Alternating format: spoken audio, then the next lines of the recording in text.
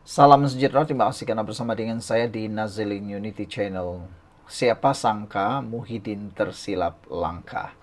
Siapa sangka dengan pengakuan Muhyiddin baru-baru ini, ianya telah memasukkan Perikatan Nasional dalam gua yang penuh dengan masalah. Apabila kenyataan Muhyiddin dilihat telah menamatkan spekulasi tebuk atap, kata pemimpin DAP. Pengerusi Perikatan Nasional itu sebelum ini menegaskan sebarang perubahan kerajaan perlu melalui proses demokrasi. Wah. Jadi saudara-saudara, kenyataan Muhyiddin Yassin bahwa sebarang perubahan kerajaan perlu melalui proses demokrasi diharap mampu menamatkan sebarang spekulasi tebuk atap atau merampas pentadbiran sebelum habis penggal oleh pembangkang, kata pemimpin Pakatan Harapan PH. Naib Pengerusi DAP yang baru dipilih, Sarezan Johan, berkata, jika pengerusi Perikatan Nasional PN baru benar-benar memegang kata-kata tersebut, ia memberi ruang kepada kerajaan pimpinan Anwar Ibrahim meneruskan pentadbiran tanpa perlu sebarang gangguan atau kacau ganggu sehingga PRU 16. Bagaimanapun, Serezan yang juga ahli parlimen Bangi berkata, kenyataan Muhyiddin bukan jaminan tiada lagi percubaan menukar kerajaan selepas ini. Tetapi sekiranya ada pihak yang masih mengidamkan untuk ganggu-gugat kerajaan, sekurangnya mereka akan menghadapi kesukaran untuk mendapat sokongan daripada Bersatu sendiri, katanya lagi. Adakah sebenarnya Bersatu sudah dapat menghidu bahwa Sekutu Bersatu dalam Perikatan Nasional mungkin sedang mencipta gerakan di luar pengetahuan Bersatu? Jangan-jangan PAS akan mengatur gerakan di luar pengetahuan Bersatu.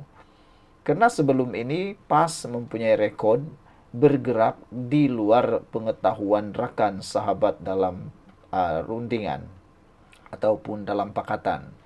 Yang paling terkena ialah UMNO. Semasa PAS menyertai Perikatan Nasional, mereka merancang itu secara diam-diam tanpa pengetahuan Barisan Nasional. Jadi awas Muhyiddin dan Bersatu. Mengulas hasrat Perikatan Nasional menjadi kerajaan menanti di Putrajaya dengan menawarkan perkhidmatan lebih baik, termasuk janji menyelesaikan isu asas kerajaan rakyat.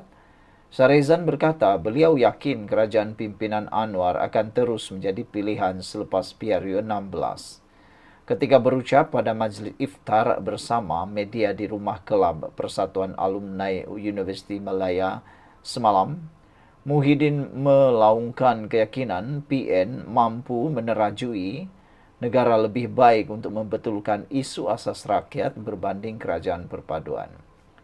Beliau bagaimanapun berkata sebarang perubahan kerajaan perlu melalui proses demokrasi. Muhyiddin berkata hasrat menjadi kerajaan menanti di Putrajaya bukan sekadar omong kosong, mengambil kira kemampuan gabungan itu menempuh pandemik COVID-19. Sementara itu, Ketua Pemuda Amanah Muhammad Hasbi Muda menyifatkan kenyataan Muhyiddin bahawa PN mampu menerajui pentadbiran negara dengan lebih baik sebagai mimpi di siang hari kerana beliau sudah diberi peluang menjadi Perdana Menteri sebelum ini dan terbukti hanya membawa kegagalan. Antaranya pelbagai krisis seperti kekurangan telur, isu harga ayam, kenaikan harga barang, percabulan demokrasi, parlimen tak boleh bersidang dan sebagainya. Pengarah komunikasi PKR Lee Chian Chung pula menggesa PN membentangkan belanjawan alternatif terlebih dahulu sebelum bercita-cita kembali menerajui kerajaan. Selama 3 tahun menjadi pembangkang, tiada sebarang tawaran dibuat dalam penyelesaian kepada rakyat, katanya. Sekian untuk kali ini. Jangan lupa tinggalkan komen Anda. Salam sejahtera. Terima kasih kerana bersama dengan saya di Nazilin Unity Channel. Ini bukti terkini yang diperoleh oleh SPRM dan persoalannya, adakah ini akan membawa kepada masalah besar kepada Ismail Sabri Yaakob? Kerana baru-baru ini kita tahu SPRM telah pun berjaya menemui uh, telah menemui sejumlah wang yang sangat banyak. 170 juta dalam pelbagai bentuk uang antara bangsa.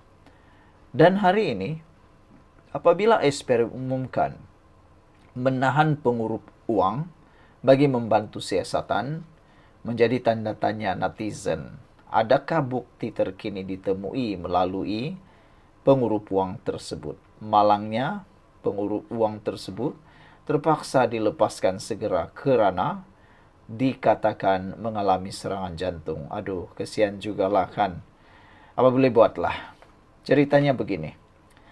SPRM telah menahan pengurup uang untuk membantu siasatan. Sebelum kita teruskan, siapa yang ada masalah kencing manis, gout, dan tinggi darah, jangan lupa tekan butang produk ini, karena produk itu dapat membantu mengurangkan penyakit Anda, menyembuhkan penyakit, dan lebih penting, sekarang ini harganya sangat murah dan juga terhad.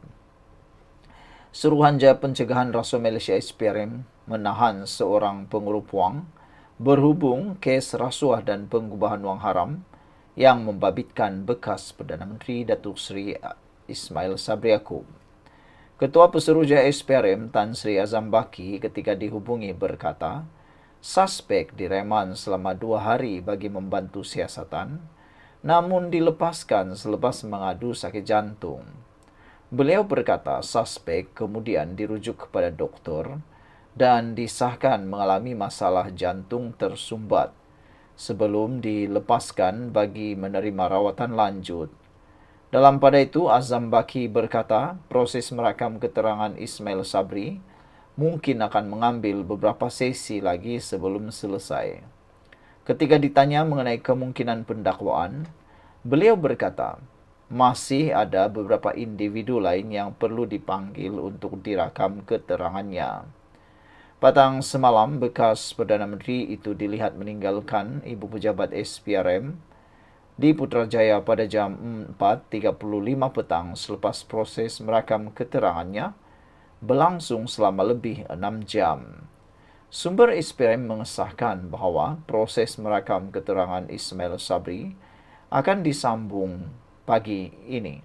Beliau disiasat berkaitan kes rasuah dan pengubahan wang haram berhubung perbelanjaan serta perolehan dana untuk promosi dan publicity program Keluarga Malaysia sepanjang tempoh perkhidmatannya dari Ogos 2021 hingga November tahun 2022.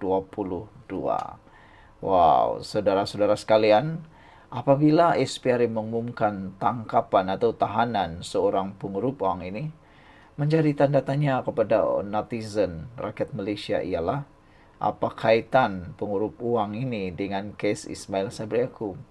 Sedangkan yang kita tahu pengurup wang ini kalau tak silap ialah orang yang menjadi tempat pertukaran wang, mata wang asing. Jadi adakah itu ada kaitan dengan penemuan wang-wang 170 juta ringgit itu dengan wang yang dalam pelbagai bentuk itu? Sekian untuk kali ini. Jangan lupa tinggalkan komen Anda.